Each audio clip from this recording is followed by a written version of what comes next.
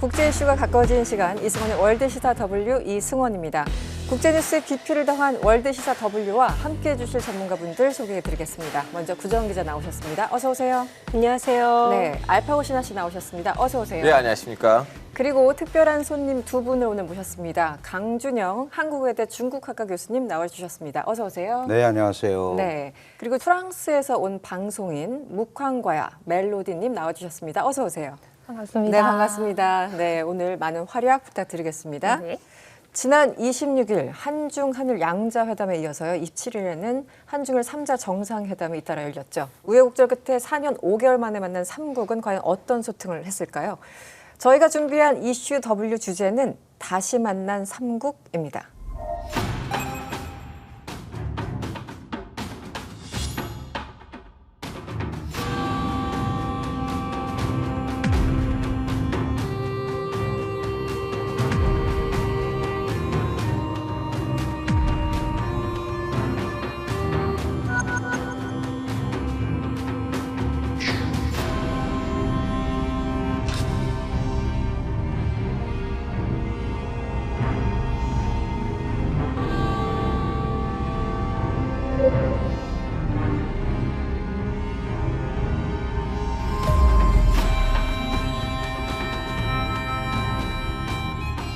다시 만난 3국 회담, 이런저런 이야기들도 들리고 잡음들도 좀 있는 것 같은데 간단하게 좀 총평을 듣고 시작할까 합니다.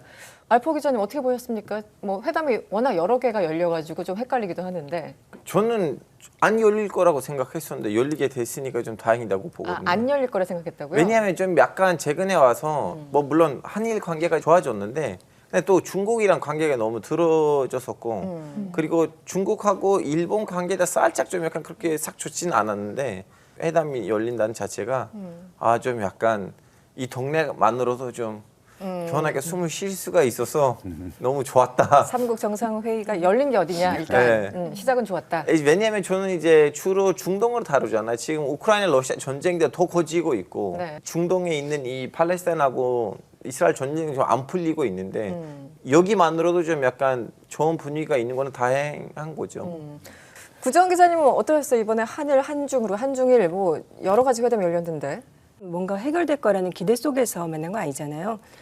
저는 외국 언론들 좀 찾아봤는데 외국 언론들은 너무 관심이 없어서 좀 놀랐어요. 너무 외면? 뭐 이런 겁니까? 외면이라기보다 아마도 이게 시진핑 주석이 참석하는 게 아니라서 정상급 회담이라고는, 그러니까 서밋이라고는 좀 보지 않는 것 같더라고요. 사실은 코로나 팬데믹 기간에도 중요한 외교 회담은 다 이루어졌습니다. 하려면 충분히 할 수 있었다. 얼마든지 할 수 있어요. 그만큼 이제 실효성 면에서 중국이 이거를 매우 실효적인 회담으로 판단을 안 했기 때문에 그런 거예요. 그런데 이제 이번에 이렇게 다시 복원을 하고 얘기를 함으로써 정상 궤도라고 그럴까? 뭔가 이제 셋이 만날 수 있는 기틀을 다시 마련했다는 점에서 의미를 찾을 수 있겠죠. 저는 이제 뭐 외교 문제 관심 있게 봤는데요. 어쨌든 시작이 반이라고 4년 5개월 만에 만난 게 어딨냐. 이제부터 좀 잘해보자.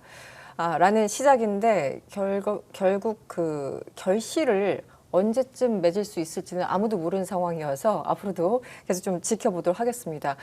뭐 사실은 이제 명칭 가지고도 여러 가지 말들이 좀 있습니다. 저 같은 경우도 뭐 2000년대 초반에 외교부 출입할 때부터 지금까지 항상 한중일로 기사를 써왔고 말하고 얘기를 들어왔는데 이번에는 한일중 이렇게 표현해서 굉장히 어색하더라고요. 교수님 어떻게 보셨습니까? 이 회의체하고 우리가 어떻게 부르기로 한 거하고는 약간 구분을 해서 봐야 됩니다. 네네. 삼국 정상회담 이 회의 자체는 그 다음 개최국을 뒤에 부르게 정했어요. 이게 이제 일본이 2008년에 제일 먼저 열었고 그 다음에 하는 순서대로 가는 거죠. 그러니까 이번에는 우리 한국이 개최했고 다음이 일본이고 다음이 중국이니까 한일중 이렇게 부르는 겁니다. 만약에 일본에서 다음 10차 회의를 개최하면 일중한이 되는 거예요. 그렇게 되는 겁니까? 그러니까 그 전에도 이게 통용이 됐었지만 우리 지난 정부나 이런 데서는 우리 입에 너무 붙어 있잖아요. 한중일이. 네. 그냥 그대로 부른 겁니다. 그리고 실제로 일본은 일중한이라고 하고요. 중국은 중일한이라고 하는 거죠. 우리 항상 그래서 꼴찌 있네요. 한국의 뭐 마지막에 이제 있네요. 자신들이 그렇게 생각을 하니까. 기분이 나빠졌어요? 네. 그런데 이 한중일 이렇게 우리가 통상적으로 부른 것도 사실은 이제 그 윤석열 정부 들어오고 나서 우리가 일본과 더 체제나 가치나 이런 게 비슷하니까 그렇게 부르는 게 맞겠다라고 이게 정부의 입장이 들어간 거죠. 그러니까 보통 우리가 뭐 또 북러 관계 이렇게 했던 것도 러브 관계 지금 이러잖아요. 북한은 저 정상적인 국가로 볼 수 없다. 이제 이런 개념이에요. 그러니까 그거는 사실 정부의 정책과 어떤 흐름이 반영이 된 거고 이번 회의를 한일중이라고 부르는 것은 서울에 TCS 협력 사무국이 있잖아요. 이 이제 3자 이거를 다루는 그런 거를 설치할 때부터 앞으로 이렇게 부르자고 약속을 한 거니까 이거는 회의 명칭이니까 이번 회의는 제9차 한일중 3국 정상회담이다. 이렇게 하는 게 맞습니다. 네. 참 명칭 가지고도 이렇게 한참 설명이 그럼요. 필요하다니 참 골치 아픕니다. 역시 아니, 그렇게 외교는 하면 어렵습니다. 앞으로는 우리는 미북 정상회담 해야 돼요. 그러니까 그 모든 명칭들이 이번에 한번 이제 한일중 이렇게 시작되니까 실제로 예. 언론에서도 굉장히 혼용돼서 그러니까요. 쓰고 있고 제가 며칠 전에 어디 칼럼을 썼더니 한중일 회담으로 했더라고요. 그래서 이거는 그 순서는 우리가 임의로 하는 게 아니고 이 회의 명칭은 이렇게 하는 거다. 뭐 사후에 말씀을 드렸습니다만은 네. 굉장히 헷갈려 하시는 것 같아요. 알겠습니다. 알파 기자님, 이 한일중 한중일 정상회담이 4년 5개월 만에 열렸습니다. 굉장히 오래 걸린 것 네. 같아요. 왜 그렇습니까? 좀 우여곡절들이 있었죠. 일단은 코로나라는 것도 있었고요. 코로나 때는 거의 좀 약간 이렇게 대대적인 회의들이 다 중단되거나 연기됐으니까. 줌으로 했었잖아요. 다른 나라 네네. 것들. 그리고 이제 좀 관계가 좀 아슬아슬한 것들도 있고 특히 이제 시진핑의 이제 새로운 시대가 원래 투혼하고 마무리했어야 됐는데 갑자기 중국몽 얘기하고 뭐 대만 얘기가 거론되니까 네. 같이 좀 약간 만나기가 부담스럽잖아요. 다음엔 이제 뭐 한국에서도 좀 약간 보수 정권이 나오기도 했고 네. 그래서 좀 오래 걸렸죠. 그래도 하긴 했어요. 항상 긍정적으로 생각해야 돼요. 그래서 아까 이 3자가 만난 게 어디냐라고 네. 강조하셨던 네. 이유가 이런 맥락이었군요. 약간 껄끄러움도 있었다. 코로나도 물론 있었지만. 교수님, 예전에도 제가 보면은 아세안 플러스 3나 이렇게 보면은 주석보다는 중국에서 총리가 참석하는 경우가 많았고 저는 이제 원자보 총리가 워낙 인상도 좋고 그러셔가지고 네. 기억이 많이 나는데 이번에 웬 리창 총리냐, 시진핑은 왜 안 왔냐, 뭐 여러 가지 또 잡음들이 있습니다. 좀 설명을 해주시죠. 네, 이 사실 삼국 회담에 그 중국 국가주석이 온 적은 없어요. 네네. 왜 그러냐면 이게 태동이 어떻게 됐었냐면 1999년에 아세안 플러스 3가 열렸고 그 당시에 우리는 이제 김대중 대통령이 갔었고요. 중국에서는 당시 실세 총리라고 하는 그 주롱지 총리가 왔었어요. 그러면서 그때 이제 조찬 회동에서 이게 아세안 플러스 3를 할 게 아니고 우리 아세안 중요 3개 국가가 회의를 하자. 네. 이래서 이제 몇 년간의 조탁 과정을 거쳐서 2008년에 처음으로 열린 겁니다. 그러니까 처음부터 총리가 중국 총리가 이걸 시작을 했기 때문에 이제 관례에 따라서 총리가 온다. 그런데 그 당시에 중국하고 일본은 사이가 아주 안 좋을 때예요. 왜냐하면 잘 아시는 조어도 센가쿠 열도 문제로 계속 충돌을 하고 있었고 네. 그거로 인해서 뭐 히토류 분쟁도 일어났고 그러니까 중국은 예를 들어서 이 삼국 정상회담이 정말 중요하다고 생각을 했으면 아마 국가주석이 움직였겠죠. 근데 이제 이렇게 오다 보니까 무슨 문제가 생겼냐면 이게 지금 우리가 정상회담이라는 표현을 쓰잖아요. 정상회담은 정상회담의 장점이 있거든요. 밑에서 이 잘 못 푸는 문제들을 탑다운 방식으로 위에서 결정을 해서 풀어나가는 네. 이 정책 결정 이 부분에 대해서 최고 책임자가 하는 그런 장점이 있는데 이게 이제 총리가 하다 보니까 그게 어려워진 거예요. 게다가 이전에 우리가 잘 아는 주롱지 총리라든가 리커치앙이라든가 원자바오라든가 이런 분들은 약간 실세 총리의 그렇죠. 개념이 있었어요. 네. 나름대로 내치를 하고 그리고 사실 국무원 총리는 중국에서 굉장히 중요한 직책이에요. 이게 왜냐하면 중국의 중앙정부고 25개의 부와 위원회를 거느리고 있는 내각의 수반입니다. 네네. 그러니까 일본도 내각 책임제 국가로서 내각의 수반이 총리잖아요. 그러니까 거기랑 맞추면 정상회담 급으로는 충분히 얘기가 되는데 네. 문제는 중국은 당이 중심인 국가니까 항상 당 서열 1위가 당 총서기를 맡으면서 국가 주석을 하고 당 서열 2위가 공무원 총리를 하다 보니까 이게 아무래도 2인자란 말이에요. 게다가 이전 총리들은 개파라든지 뭐 이런 부분에서 약간은 시진핑과 같은 배는 아니었다. 네네. 같이 공산당이어도. 그런데 이번에 소위 우리가 시진핑 사단이란 말을 하잖아요. 완전히 시진핑의 인맥들로 채워졌기 때문에 리창 총리가 그런 정치적 공간을 발휘할 근본적인 공간이 없다라고 얘기를 하는 겁니다. 그래서 이제 뭐 우리 기자분들은 많이 그거를 느끼셨겠지만 이전에 우리가 중국을 부를 때 장저민 주롱지, 강택민 주영기 체제, 후진타오 원자바오 체제 이렇게 얘기를 했었어요. 네네. 그리고 그 일기 때만 해도 시진핑 일기 때만 해도 시진핑 리커창 체제 이렇게 얘기했었는데 지금은 그런 게 다 사라졌잖아요. 그냥 시진핑 체제 그런단 말이죠. 심지어 총리 이름도 잘 모르는 경우도 많아요. 네. 그러니까 이런 흐름으로 가가지고는 이게 중요 정책 결정을 하는데 격이 좀 안 맞지 않느냐라는 얘기가 있는데 이거는 저는 개인적으로 이렇게 생각합니다. 시진핑 중국 지도자, 최고 지도자가 보기에 이 회의는 내가 가야지 될 만큼 중요한 회의라고 생각이 들면 그건 당연히 올 거예요. 네, 그러니까 그 부분에 대해서 우리가 뭐 오라 마라 이럴 필요도 사실 별로 없는 겁니다. 동아시아 3국이 네. 우리가 이제 해외에선 정말 관심도 없고 이번에도 우리나라조차도 관심이 이렇게 크지 않았어요. 그 이유는 이게 지금 이 3국이 체제도 다르고 가치도 다르고 뭔가 이게 제대로 해배해낼 게 별로 없다고 판단이 되는 거예요.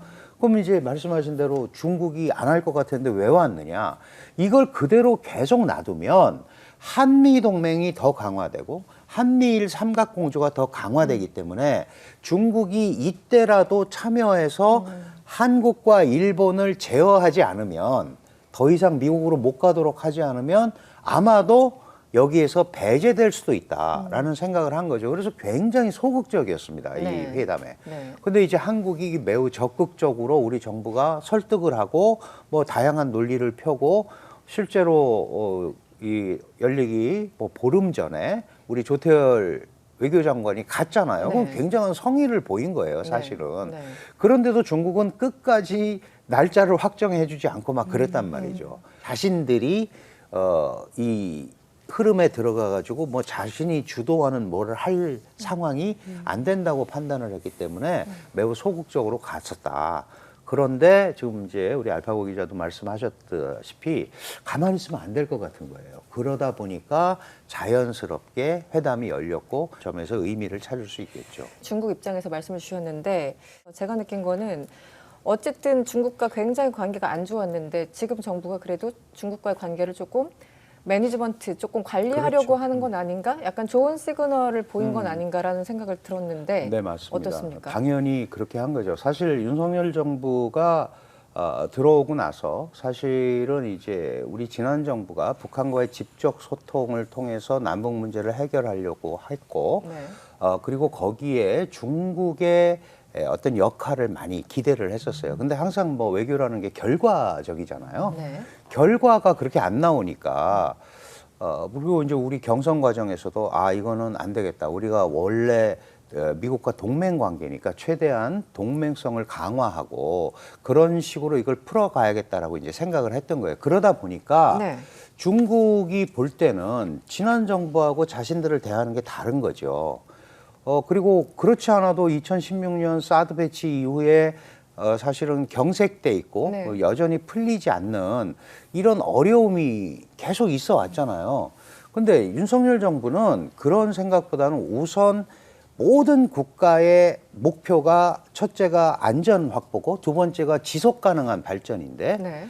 우리는 다른 나라들이 안 가지고 있는 북한이라는 특수 요소를 갖고 있기 때문에 우선 안전에 대한 부분을 한미동맹 강화나 한미일 삼각공조 강화로 다지고 그다음에 중국, 러시아와도 안정적인 관계를 가겠다는 원래 스케줄을 가지고 있었어요. 그런데 그게 굉장히 늦어졌던 거예요. 네. 이게 사실 한국 입장에서도 뭐 미국, 한미일 이것만 한다고 해서 모든 게 해결되는 건 절대 아니거든요. 그렇죠. 네. 그리고 안정적인 주변 관계를 가지고 가야 우리가 북한 핵 문제도 제어할 수 있고 그렇기 때문에 당연히 중국과의 관계를 개선하겠다는 의지를 우리도 가지고 있었고 중국도 한국을 계속해서 밀쳐놓으면 결국 한국이 갈 때는 한미 그게 사실은 작년 캠프 데이비드에서 그렇죠. 나타났잖아요. 네네.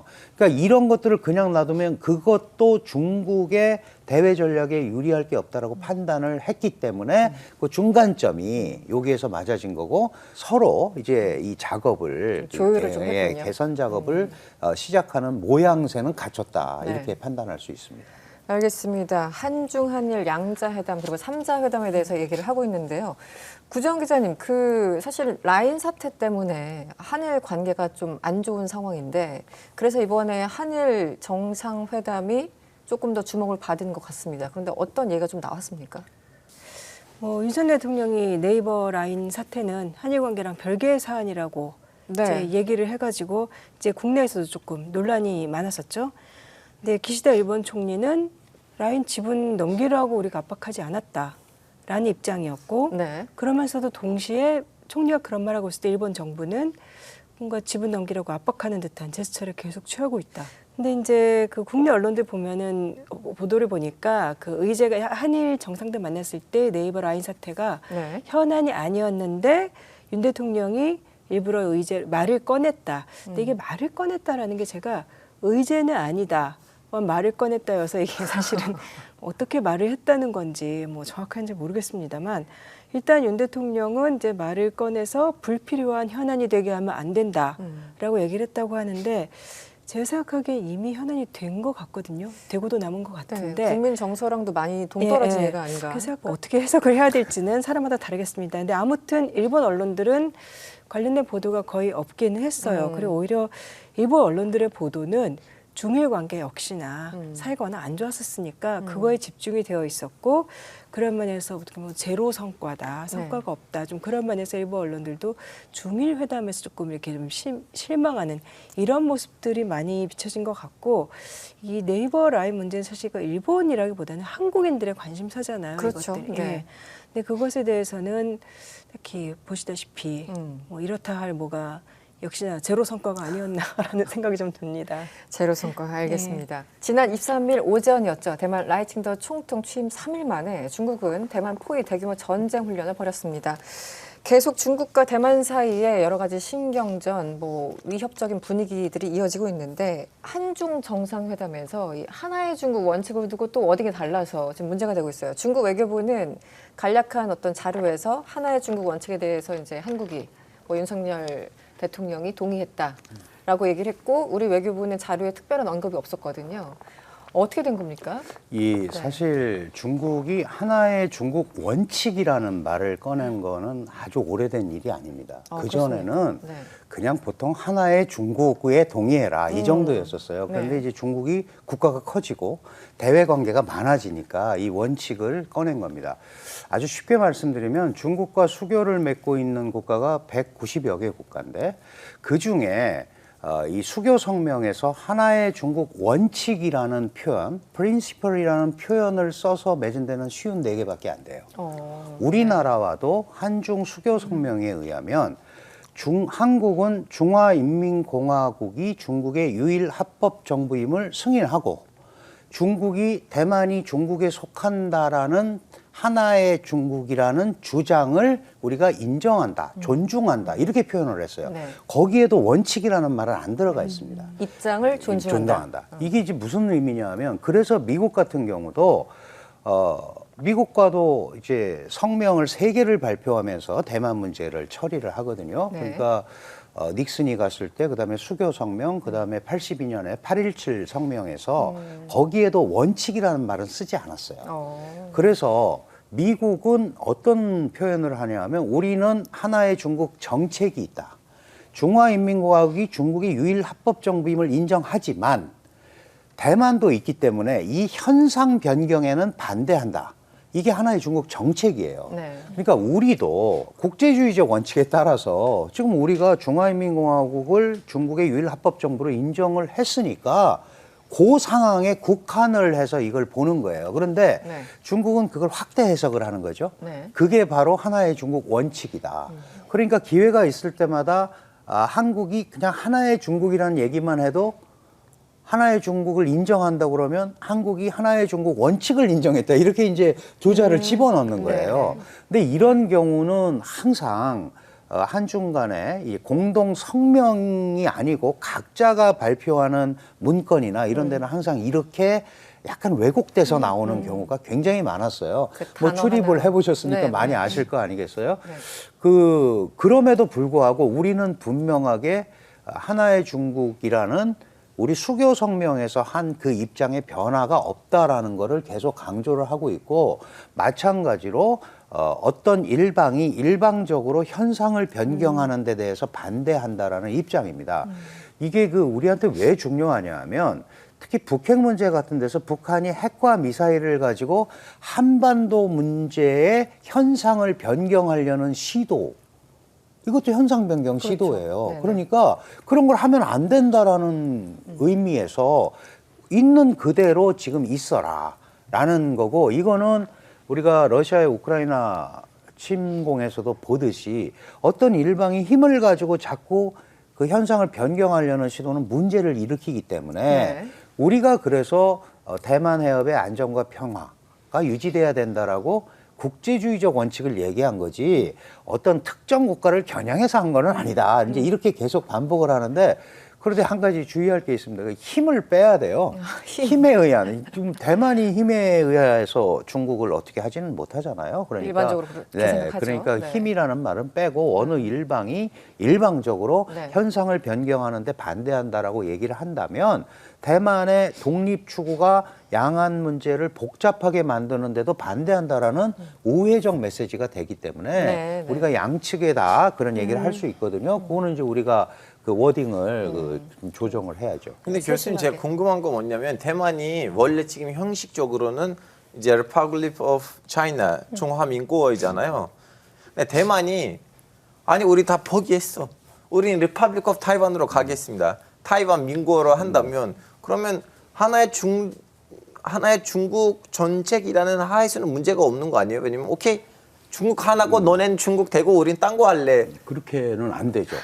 중국 입장에서 대만은 중국의 분할할 수 없는 일부분이기 때문에 네. 대만이 중국에서 벗어나는 데 대해서 중국은 이걸 굉장히 중요한 민족 문제, 통일 문제로 생각을 합니다. 그리고 그게 중국 지도자의 굉장히 중요한 덕목이에요. 그리고 지금 그 중화민국, Republic of China라는 표현을 인정하는 나라는 13개 나라밖에 없습니다. 그러니까 200개 국가 중에 190개 국가는 대만을 국가로 인정하지 않는 거죠. 그렇기 때문에 국제사회에서 대만의 공간이 굉장히 없어지는 거예요. 네, 네. 그러니까 이거는 중국은 어떻게 얘기를 하냐면 1945년부터 49년까지의 국민당과 공산당의 내전에서 국민당을 이끌던 장개석이 패해서 대만으로 패주를 했고, 그래서 장지예스라는 사람은 여기가 중화민국이고 중화민국은 현재 대만에 있다. 그래서 중화민국 대만이라는 표현을 썼던 거예요. 그런데 지금 그 민진당 같이 독립 성향을 갖고 있는 데는 우리는 중화민국하고 별 관계가 없다. 네. 우리는 별개다. 이게 이제 그 천수이비엔이나 이런 사람들이 했던 건데, 차이원이라는 지난번 총통은 앞에다가 꼭 대만 얘기를 할 때 중화민국을 갖다 붙여서 얘기해요. 중화민국 대만. 그러면서 사실 피해간 거죠. 왜냐하면 중화민국은 만청 정부를 물리치고 1911년에 중국의 국부인 손문 선생이 건국한 아시아 최초의 공화정 국가란 말이에요. 그러니까 그것도 중국의 뿌리와 관계가 있는 거죠. 그러니까 적어도 중국에게 대만이 중국의 뿌리 자체를 부정을 하는 건 아니구나라는 메시지를 주기 때문에 지금도 라이칭더가 중화민국이란 말을 씁니다. 그냥 여담으로 말씀드리면 라이칭더는 굉장히 강경한 독립주의자예요. 네네. 그리고 이 사람 사무실에는 중화민국 청천백일기를 걸지 않았었습니다. 그랬어요. 자기는 독립을 해야 된다라고 생각을 했는데 이번에 당선이 되고 나서 바로 다음 날 회의하는데 자기 사무실에 중화민국 국기를 걸었어요. 걸었어요? 네. 그러니까 이게 현실하고 이렇게 타협을 해야 되는 거예요. 그렇지 않으면 통치를 할 수가 없으니까. 이제 그런 개념으로 이해를 하시면 됩니다. 최소한의 안보 안전 개념. 알겠습니다. 지금 뭐 중국 얘기하다 보니까 사실 여러 가지 정책들도 궁금하긴 한데요. 이 미국과의 어떤 관계를 좀 여쭤보고 싶습니다. 뭐 틱톡 매각은 이제 정치권에서 워낙 큰 이슈였고 요즘 보면은 이 바이든의 중국 때리기나 트럼프의 과거 중국 때리기나 만만치 않다라는 생각이 들고 오히려 더 정교해지고 있다는 생각이 듭니다. 시진핑은 미국과 관계를 어떻게 가져가려고 할까요? 그리고 바이든과 이제 트럼프가 리턴 매치를 하잖아요. 네. 11월에. 누가 되는 게 시진핑한테 유리합니까? 누가 돼도 머리 아프죠. 누가 돼도 머리 아플 수밖에 없는데 네. 사실은 지금 이제 시진핑 입장에서는 중국 입장에서는 그 미국과 1대1로 맞닥뜨리기에는 어렵다라는 생각을 다 하고 있죠. 그래서 지금의 목표는 뭐냐면 안정적인 대미 관계를 가지고 가는 게 중국의 1번 목표입니다. 네. 그런데 이 문제에 대해서 계속 도전 세력으로 중국이 미국에 도전하고 있다라는 생각은 그 전부터 다 했었죠. 오바마 정부도 했었고 그래서 잘 아시는 아시아 회귀 정책, 피보트 에이지아가 그래서 나온 거거든요. 그러고 나서 트럼프가 대통령이 됐는데 트럼프 대통령은 행동에 옮긴 거예요. 이 중국이 도전을 하는데 어떻게 도전을 하는지를 봤더니 훔친 기술과 뭐 이런 기술을 가지고 불공정 수단을 통해서 국제 무역 질서도 해치고 그다음에 또 미국의 산업도 붕괴시키고 실업자를 양산하면서 번 돈으로 무기에 투자를 하더라. 그래서 결국은 미국에 직접적 도전을 한다고 생각을 하니까 역산을 해서 보니까 돈을 못 벌게 해야겠다. 그래서 이제 관세 전쟁을 시작을 한 거거든요. 네네. 그리고 그 기술을 가지고 자꾸 만드니까 이제 기술 전쟁을 한 거고요. 그 다음에 바이든이 됐어요. 바이든은 처음에는 트럼프의 정책이 매우 조악하고 이거는 제대로 된 정책이 아니라고 비판을 굉장히 심하게 했었는데 그렇죠. 네. 가만히 보니까 효과가 있단 말이죠. 그러니까 거기에다가 그건 그대로 놔두고 뭘 갖다 붙였냐 하면 민주당의 뭐 특징이기도 하고 미국의 가치라고 하고는 민주, 인권, 자유, 개방 이런 거 이거는 사실 돈은 안 들어요. 네네. 가치니까. 가치 문제니까. 그렇지만 중국의 아킬레스건이에요. 네네. 이제 이걸 두 개를 섞은 거예요. 그러면 바이든이 되면 바이든이 다시 재선에 성공하면 아마도 기존의 것을 그대로 가지고 갈 거다. 근데 이제 바이든은 아시다시피 규범에 기반한 질서를 강조하잖아요. 그러니까 혼자 안 가죠. 나와 뜻이 같은 우리 동맹들을 모아서 간단 말이에요. 근데 트럼프는 그걸 아주 싫어합니다. 트럼프는 미국 우선주의고 제일주의이기 때문에 나 혼자 해도 된다. 그러니까 트럼프가 다시 대통령이 되면 1대1로 다시 상대를 하려고 할 거예요. 그런데 1대1로 상대를 하려고 하는데 바이든이 했던 거를 저거 또 효과가 있는데 그러니까 거기 위에다 더 덮을 거란 말이에요. 그러니까 이제 중국 입장에서는 난감한데 네. 그래도 제가 만약에 뭐 시진핑일 리는 없지만 제가 중국 입장이라면 네. 트럼프가 오는 것이 1대1로 상대해서 풀어가는데 조금 더 나은 면이 있다. 왜냐하면 지금 바이든은 뭐 IPEF 같은 걸 만들어 갖고 그건 나쁘게 얘기하면 혼자 책임 안 지겠다는 것도 있거든요. 네. 이거는 그러면 미국은 언제까지 이러려고 하는 거냐? 네. 미국 입장에서는 무릎을 꿇으라는 얘기입니다. 내가 짜놓은 판에 들어와서 2인자를 하면 되지 왜 네가 나와 같이 질서의 제정자가 되려고 하느냐. 이제 조금 우아하게 표현하면 도전자의 반열에서 떨어뜨리려고 하는 시도다. 네. 이 도전한 나라가 몇 개 있었어요. 독일도 했었고 일본도 했었고 과거에. 물론 이제 군사적으로는 과거 소련이 했었고 이런 것들을 다 좌절시켰잖아요.